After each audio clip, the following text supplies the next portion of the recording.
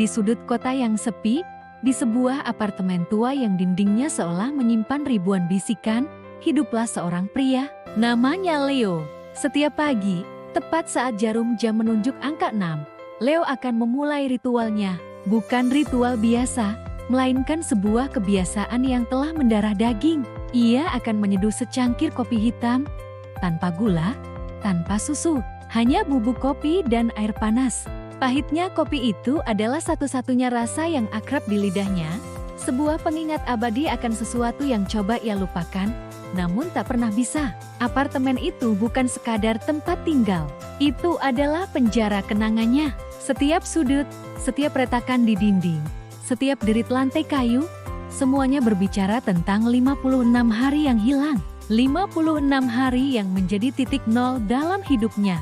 Hari-hari yang terkunci rapat dalam sebuah kotak Pandora di benaknya, dengan kopi pahit sebagai satu-satunya kunci yang ia pegang. Leo tidak ingat apa yang terjadi selama 56 hari itu.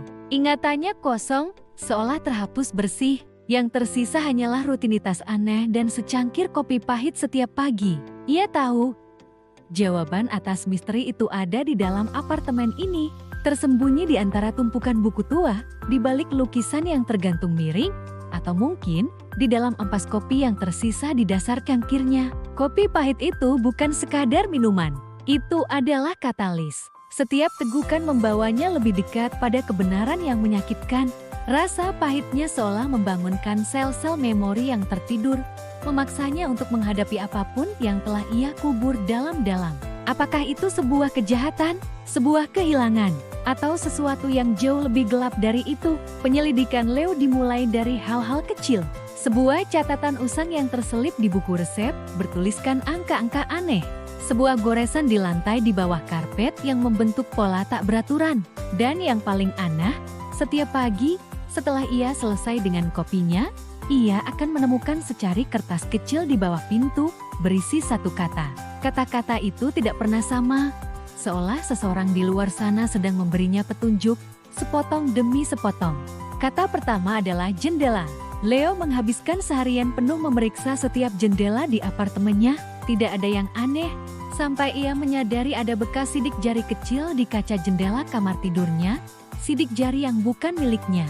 Hari berikutnya, kata yang muncul adalah cermin. Di balik cermin tua di kamar mandi, ia menemukan sebuah foto. Foto dirinya tersenyum bahagia bersama seorang wanita yang tidak ia kenali. Siapakah wanita itu? Mengapa ia tidak bisa mengingat wajahnya? Setiap kata baru membawanya pada penemuan baru. Lantai, lampu, buku. Apartemen itu perlahan berubah dari penjara menjadi sebuah papan teka-teki raksasa. Leo mulai menyusun potongan-potongan puzzle itu. Foto wanita misterius, sidik jari di jendela, catatan angka yang ternyata adalah koordinat. Semuanya terasa saling berhubungan, namun benang merahnya masih kabur. Kopi pahitnya terasa semakin pahit setiap hari, bukan karena takarannya berubah, tapi karena kebenaran yang mulai terkuak terasa lebih pahit dari apapun. Ia mulai menyadari bahwa rutinitasnya bukanlah kebiasaan, melainkan sebuah instruksi. Takaran kopi yang sama, waktu menyeduh yang sama, bahkan cara ia meminumnya, semuanya adalah bagian dari sebuah eksperimen. Eksperimen yang ia rancang sendiri. Ternyata, wanita di foto itu adalah istrinya, Clara. Dan 56 hari yang hilang adalah periode di mana Clara menghilang tanpa jejak dari apartemen itu. Polisi menyatakan kasusnya buntu.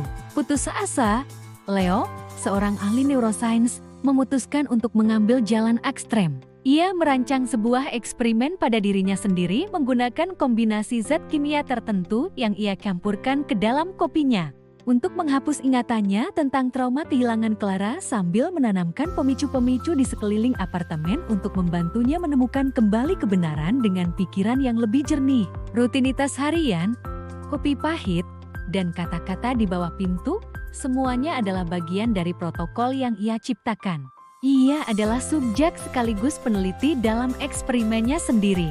Secari kertas di bawah pintu itu bukan dari orang lain, melainkan pengingat otomatis yang ia atur sebelum memorinya terhapus. Saat hari ke-55 tiba, kata yang muncul adalah kunci. Leo teringat sebuah laci meja yang selalu terkunci. Setelah membongkarnya, ia menemukan sebuah jurnal. Jurnal miliknya. Di dalamnya, ia menuliskan semua rencananya. Ia juga menuliskan ketakutannya. Ketakutan bahwa hilangnya Clara bukanlah kasus orang hilang biasa. Ia curiga ada seseorang yang terlibat, seseorang yang sangat dekat dengannya. Di halaman terakhir jurnal itu, ia menemukan sebuah nama. Nama tetangganya, Pak Tio, pria tua ramah yang sering menyapanya di lorong. Jurnal itu menjelaskan kecurigaan Leo bahwa Pak Tio memiliki motif tersembunyi terhadap Clara. Tegukan kopi di hari ke-56 terasa paling pahit. Hari itu, kata terakhir muncul di bawah pintu. Hadapi. Memorinya kembali sepenuhnya. Rasa sakit kehilangan Clara menghantamnya seperti badai. Tapi kini, rasa sakit itu ditemani oleh sebuah tujuan. Ia tahu apa yang harus ia lakukan. Dengan sisa kopi di cangkirnya, Leo mengetuk pintu apartemen Pak Tio. Pintu terbuka, menampilkan wajah ramah yang kini terlihat seperti topeng mengerikan. Di tangan Liu, cangkir kopi itu bukan lagi sekadar wadah minuman. Itu adalah bukti, saksi bisu, dan simbol dari kebenaran pahit yang akhirnya terungkap setelah 56 hari tersembunyi di balik dinding apartemen itu.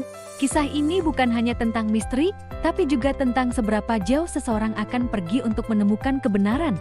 Bahkan jika kebenaran itu harus dibayar dengan rasa pahit yang tak tertanggungkan. Terkadang, jawaban yang kita cari tersembunyi di tempat yang paling kita kenal, dalam rutinitas yang kita jalani setiap hari. Dan terkadang, kita harus kehilangan diri kita sendiri untuk menemukan kembali apa yang telah hilang. Terima kasih sudah menonton. Jangan lupa untuk subscribe dan nyalakan lonceng notifikasi agar tidak ketinggalan cerita-cerita menarik lainnya dari kami. Sampai jumpa di video selanjutnya.